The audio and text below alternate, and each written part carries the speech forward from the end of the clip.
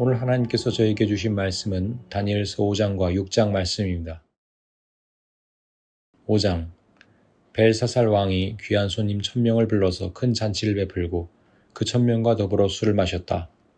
벨사살 왕은 술을 마시면서 명령을 내려서 그의 아버지 느부갓네살 왕이 예루살렘 성전에서 가져온 금그릇과 은그릇을 가져오게 하였다. 왕과 귀한 손님과 왕비들과 후궁들이 모두 그것으로 술을 마시게 할 참이었다. 그래서 예루살렘에 있는 하나님의 집 성전에서 가져온 금그릇들을 꺼내서 왕과 귀한 손님과 왕비들과 후궁들이 그것으로 술을 마셨다.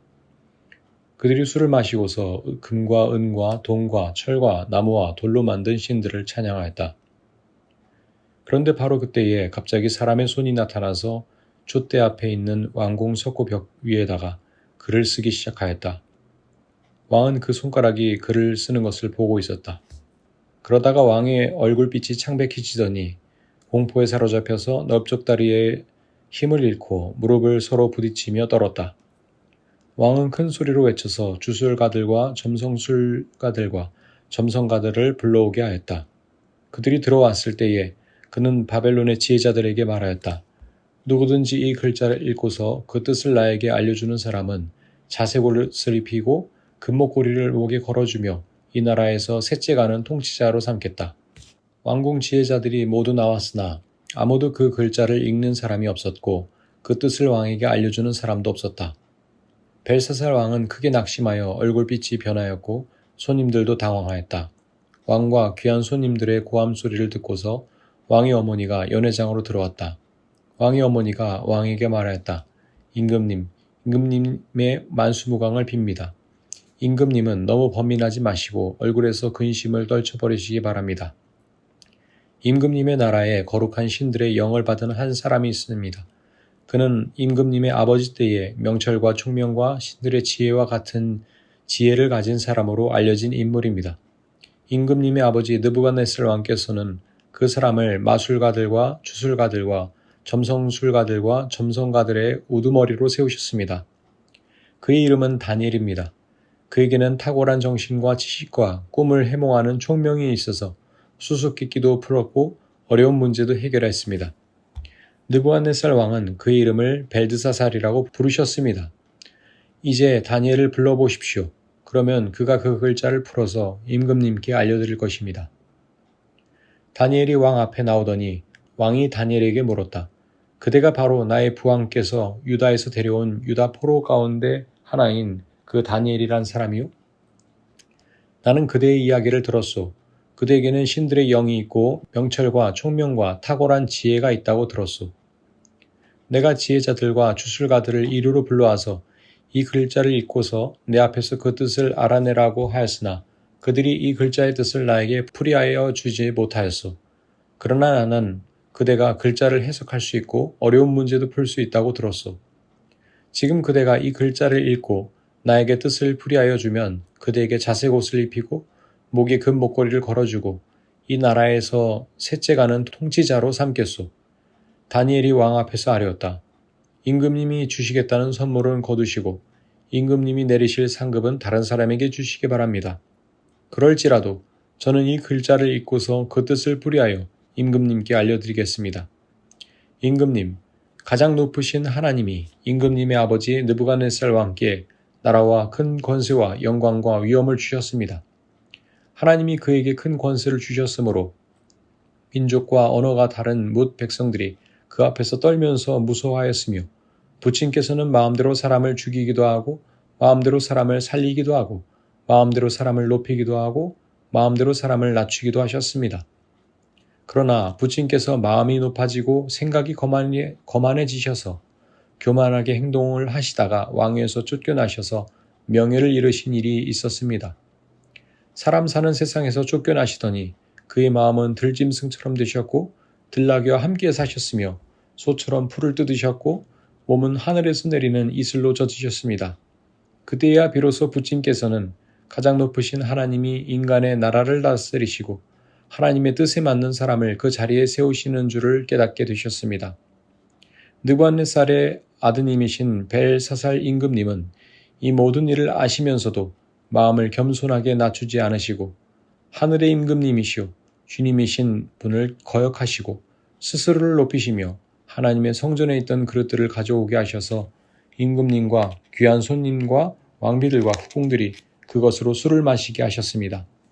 그리고 임금님은 보거나 듣거나 알지도 못하는 금과 은과 동과 쇠와 나무와 돌로 만든 신들은 찬양하시면서도 임금님의 호흡과 모든 길을 주장하시는 하나님께는 영광을 돌리지 않으셨습니다. 그러므로 하나님이 손을 보내셔서 이 글자를 쓰게 하신 것입니다. 기록된 글자는 바로 메네메네 데겔과 바르신입니다. 그 글자를 해석하면 이러합니다. 메네는 하나님이 이미 임금님의 나라의 시대를 계산하셔서 그것이 끝나게 하셨다는 것이고, 데겔은 임금님이 저울에 달리셨다는데 무게가 부족함이 드러났다는 것이고, 바르신은 임금님의 왕국이 둘로 나뉘어서 메데와 페르시아 사람에게 넘어갔다는 뜻입니다. 벨사살이 곧 명령을 내려서 다니엘에게 자색 옷을 입히고 그의 목에 금 목걸이를 걸어주었으며 그를 그 나라에서 셋째 가는 통치자로 삼았다. 바로 그날 밤에 바벨로니아의 벨사살 왕은 살해되었고 메데 사람 다리우스가 그 나라를 차지하였다. 다리우스의 나이는 62살이었다. 6장. 다리우스는 자기의 뜻대로 나라 안에 지방장관 120명을 세워서 나라를 다스리게 하였다. 또 그들 위에 정승 3사람을 세웠는데 다니엘도 그 가운데 한 사람이었다. 그리고 지방장관들이 정승들에게 업무를 보고하게 하여 왕에게 피해를 끼치는 일이 없도록 하였다. 그런데 다니엘이 다른 정승들이나 지방장관들보다 더 우수하였으므로 왕이 그의 나라의 통치자로 임명하고자 하였다. 왕이 그를 나라의 통치자로 임명하고자 하였다. 그러나 다른 정승들과 지방 장관들이 다니엘이 나라 일을 잘못 처리한 것을 찾아내려 하였다. 그러나 그들은 그에게서 아무런 실책이나 허물을 발견하지 못하였다. 다니엘이 임무에 충실하여 아무런 실책이나 허물이 없었기 때문이다. 그래서 그들이 서로 말하였다. 다니엘이라는 자는 그가 믿는 신의 법을 문제 삼지 않고는 고발할 근거를 찾을 수 없다. 그리하여 총리들과 방백들은 왕에게로 나아가서 아뢰었다. 다리우스 임금님, 만수무강하시기를 빕니다. 이 나라 정승들과 대신들과 지방 장관들과 고문관들과 총독들이 모두 의논한 바가 있습니다. 임금님이 법을 한 가지 만드셔서 금령으로 내려주시도록 요청하기로 하였습니다. 그 법은 앞으로 30일 동안에 임금님 말고 다른 신이나 사람에게 무엇을 간구하는 사람은 누구든지 사자굴에 집어넣기로 한다는 것입니다. 바라옵기는 임금님이 이제 금령을 세우시고 그 문서에 임금님의 도장을 찍으셔서 메데와 페르시아에 고치지 못하는 법을 따라서 그것을 다시 고치지 못하게 하시기를 바랍니다. 그리하여 다리우스 왕은 금령의 문서에 왕의 도장을 찍었다.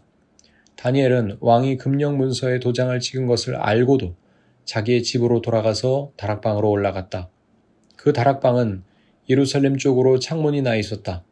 그는 늘 하듯이 하늘에 3번씩 그의 하나님께 무릎을 꿇고 기도하며 감사를 드렸다. 그때에 다니엘을 모함한 사람들이 들이닥쳐 다니엘이 그의 하나님께 기도하며 간구하는 것을 목격하였다. 그들이 왕에게로 나아가서 다니엘을 고발하려고 왕에게 금령을 상기시켰다.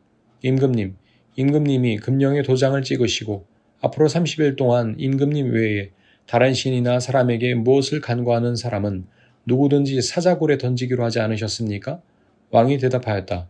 그 일은 고칠 수 없다. 그것은 메데와 페르시아의 법을 따라 확정된 것이다. 그들이 왕에게 아뢰었다. 임금님, 유다에서 잡혀온 다니엘이 임금님을 무시하고 또 임금님의 도장이 찍힌 금령을 무시하여 하루에 3번씩 기도를 드리고 있습니다. 왕은 이 고발을 듣고 몹시 괴로워하고 다니엘을 구원하려고 마음을 쓰며 해가 질 때까지 온갖 노력을 다하였다. 그때 이 사람들이 왕에게 다가와서 말하였다. 임금님, 메데와 페르시아의 법은 임금님이 한번 금령이나 법률을 세우시면 그것을 바꾸실 수 없다는 사실을 기억하시기 바랍니다. 그래서 왕이 명령을 내리니 그들이 다니엘을 끌어다가 사자굴에 던져 넣었다. 왕이 다니엘에게 말하였다. 그대가 늘 섬기는 그대의 하나님이 그대를 구하여 주시기를 비우. 사람들이 돌 하나를 굴려다가 어귀를 막았고 왕이 그 위에 자기의 도장과 귀인들의 도장을 찍어서 봉하였다. 이렇게 하여 다니엘에게 내린 조치를 변경할 수 없게 하였다. 그 뒤에 왕은 궁전으로 돌아가서 그날 밤을 뜬 눈으로 지새우며 먹지도 마시지도 않고 즐거운 일은 아무것도 하지 못하게 하였다. 이튿날 동이 틀 때에 왕은 일어나는 길로 곧 사자굴로 갔다. 그 굴 가까이에 이르러서 왕은 슬픈 목소리로 외치며 다니엘에게 말하였다. 살아계신 하나님의 종 다니엘은 들으시오. 그대가 늘 섬기는 그대의 하나님이 그대를 사자들로부터 구해 주셨소. 다니엘이 왕에게 아뢰었다. 임금님의 만수무강을 빕니다. 나의 하나님이 천사를 보내셔서 사자들의 입을 막으셨으므로 사자들이 나를 해치지 못하였습니다. 그것은 하나님 앞에서 나에게는 죄가 없다는 사실이 드러났기 때문입니다. 임금님, 나는 임금님께도 죄를 짓지 않았습니다. 왕이 매우 기뻐하면서 다니엘을 굴에서 끌어올리도록 명령하니 사람들이 다니엘을 굴에서 끌어올렸다. 그가 자기 하나님을 신뢰하게 여겼기 때문에 그에게는 아무런 상처도 찾아볼 수 없었다.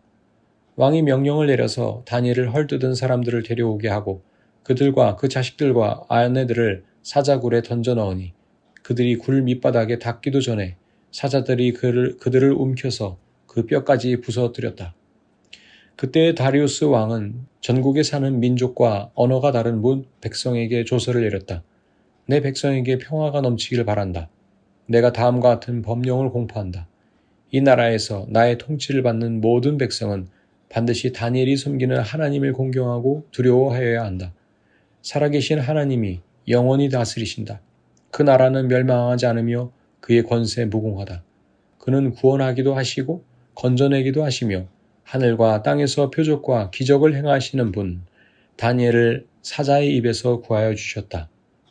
바로 이 사람 다니엘은 다리우스 왕이 다스리는 동안에 페르시아의 고레스 왕이 다스리는 동안 잘 살았다. 아멘. 오늘도 하나님의 말씀 안에서 복된 하루 보내시기를 바랍니다.